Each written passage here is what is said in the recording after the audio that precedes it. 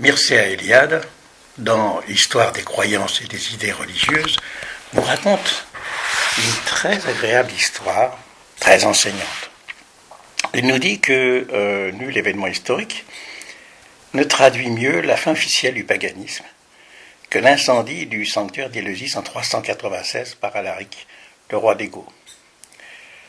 Suite une prophétie, celle du dernier grand maître des mystères d'Éleusis, Eunapios, qui annonce la déchéance totale de la Grèce et le remplacement des mystères d'Éleusis par un initié des mystères de Mithra qui ne pourra suivre la suite des temps. Et si le rituel initiatique disparaît à Éleusis,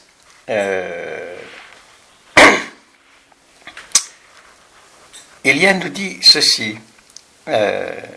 Cela se passe en 1940, en février 1940, et il dit que tout cela a été abondamment relaté, discuté par toute la presse athénienne à l'époque, et dans l'un des arrêts de l'autobus Athènes-Corinthe, monta une vieille, maigre et desséchée, mais avec de grands yeux vifs.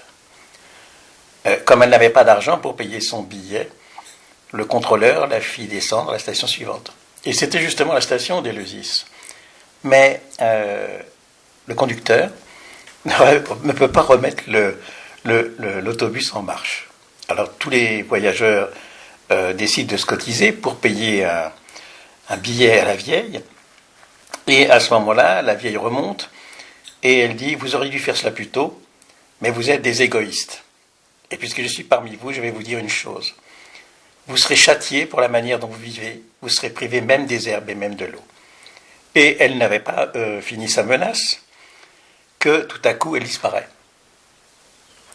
On la recherche et on regarde, on voit aussi sur la souche des billets qu'on a donnés pour se convaincre que le ticket avait vraiment été délivré. La vieille a été volatilisée.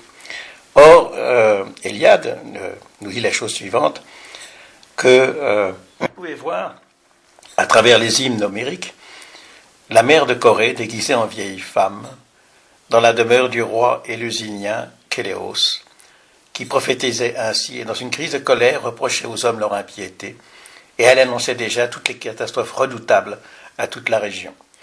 Voyons bien que la simultanéité, la synchronicité des événements est toujours la même.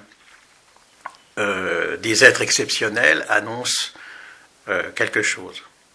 Or, là vous avez pu vous rendre compte, tous et toutes, qu'aucun membre du gouvernement ne s'est fait vacciner. Alors pourquoi ? Précisément parce qu'ils savent que le vaccin est redoutable. Il est extrêmement dangereux et qu'ils ne veulent surtout pas l'avoir. Sous des prétextes fallacieux, ils pensent et ils disent « Oh mais on ne veut pas prendre au peuple qu'ils négligent les vaccins ». En réalité, c'est tout à fait le concept de la race supérieure qui n'a pas besoin des vaccins, et pour l'infliger à la race inférieure, le peuple, la démos. Et cette démos, elle est bien entendu la pire des choses qui puissent exister. Alors c'est là où est le danger, c'est le combat. Et ce combat devient eschatologique. C'est une forme de l'antéchrist. Ariman prend le pouvoir pour les vaccins et on va obliger les gens à se faire vacciner sous prétexte d'avoir un passeport qui donnera accès peut-être même aux grands supermarchés ou à la nourriture. Et nul ne pourra se nourrir, notamment dans les campagnes, sans se faire vacciner. Donc ça signifie que c'est l'arrêt brutal d'une démocratie et qu'il faut absolument renverser ce pouvoir. Et c'est ce qui va arriver. En juin, ce gouvernement sera renversé et sera détruit. En août, on découvrira toute l'affaire des vaccins. En septembre, il y aura un nouveau gouvernement. En octobre, tout reviendra normal. Il ne peut en être autrement que par un renversement sous réserve de ne plus avoir aucune liberté ontologique et horizontale. Nous sommes face à des êtres les plus inférieurs qui soient de la race humaine, les gouvernements mondiaux, qui veulent inféoder toutes les âmes comme des produits. Vous deviendrez des boîtes de conserve et des numéros si vous ne vous rebellez pas. Voilà. Ce monde est inversé et il risque de chuter dans l'abîme. Mais ceux qui ont chuté dans l'abîme avant nous, ce sont les âmes de conscience démonisées que sont les grands dirigeants de ce monde, les politiques, avec les lobbies pharmaceutiques.